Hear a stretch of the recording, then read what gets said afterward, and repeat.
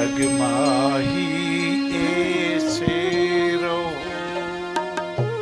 जो जिह्वा मुख माए, ही गणा भक्षण करे, तो भी चिकनी नाही। नारायण तो भी चिकनी नाही। सिया राम मैं जग समझानी। आप सबको में राम जी भगवान आप में है ही है महाराज, मेरे में भी है, इन माताओं बहनों में भी है। उन डॉक्टर राम मनोहर लोहिया जी बहुत बड़े महापुरुष थे, सांसद, जिनके साथ 3 दिन में रहा। 16 साल की उम्र में मैंने देखा कीचड़ में भी जाके, अंधेरे में भी जाके उन माताओं बहनों को प्रणाम किया जो भोजन बना रही थी।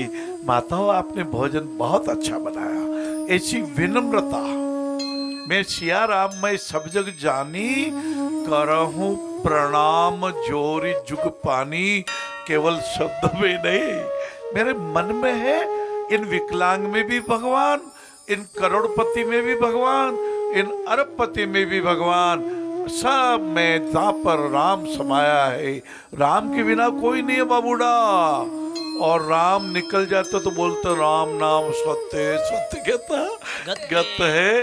बचपन से अब तक कितना घी खाया महाराज, कितनी सब्जियों में तेल हुआ, कभी पकौड़े भी जिमे, नाना प्रकार के रसों का ग्रहण किया, फिर भी जिह्वा चिकनी नहीं हुई।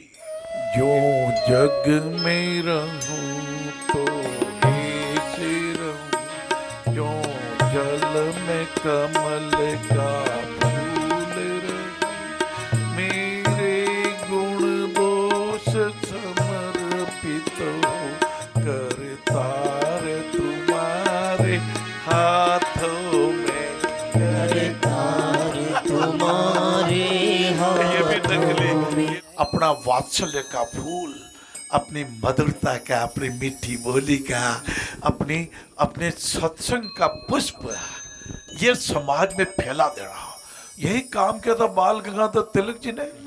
मांडले जेल में अभी एक बिटिया आई थी हमारे पास में, अमरावती की बिटिया आई थी।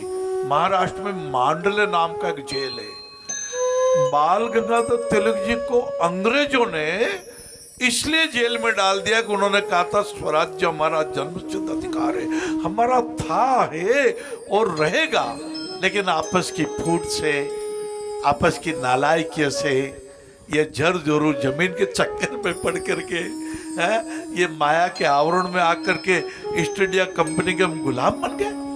और बाल गंगाधर तिलक जी ने गीता रहस्य, श्रीमद् भागवत गीता जी पे, जिस गीता जी में भगवान ने कहा बेटा मान और अपमान में भी सम रहो, सब में ईश्वर को समझो, जो हर्ष और शोक में भी सम रहे, सुख और दुख में सम रहे।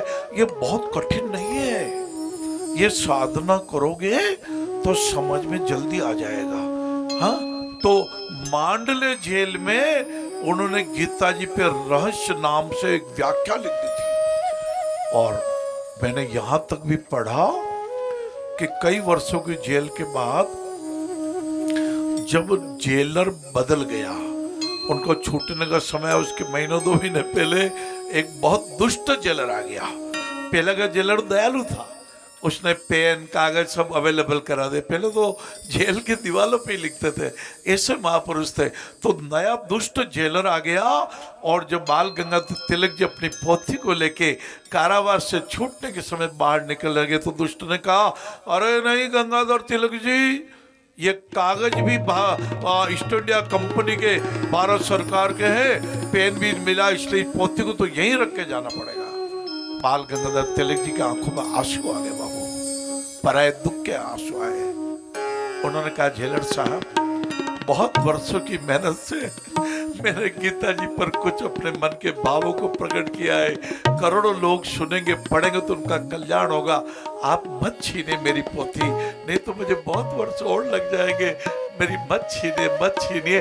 उसका पाषाण हृदय जेलर को भी दया आ गई। उसने कहा ले जाइए तिलक जी, ले जाइए।